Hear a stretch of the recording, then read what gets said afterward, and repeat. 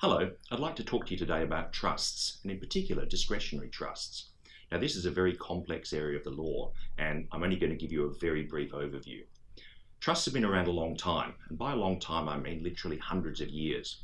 They started to become popular in the 1980s, and they're very popular now, simply because you can get a trustee from an online legal services provider simply, quickly and cheaply. So what is a trust? Well, the turn of phrase that's normally used is that a trust is a relationship and not an entity.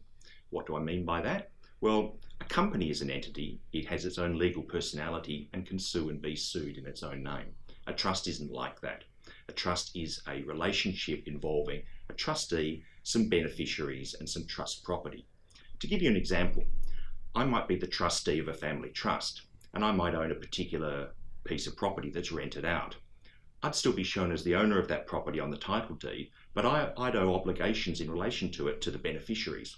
That's essentially what a trust is, where you have a separation of legal and beneficial ownership in relation to some property. You've got a trust.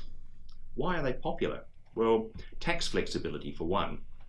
If you have a discretionary trust that's earning some income, you can stream that income to particular beneficiaries to take advantage of tax rates. Let's say, for example, you've got some university-aged kids who don't yet earn much money and thus have low tax rates. With a discretionary trust, you can distribute income to them so you can take advantage of those low tax rates. Asset protection is another reason. Property held on trust isn't owned by you, even though you may control it. And if you should unfortunately happen to go bankrupt or suffer some other kind of business reverse, that property is protected from your creditors, generally speaking. Another reason is estate planning. Once again, property owned on trust isn't owned by you and it's not dealt with according to your will. Rather, there are other ways to pass the benefit of it on to future generations.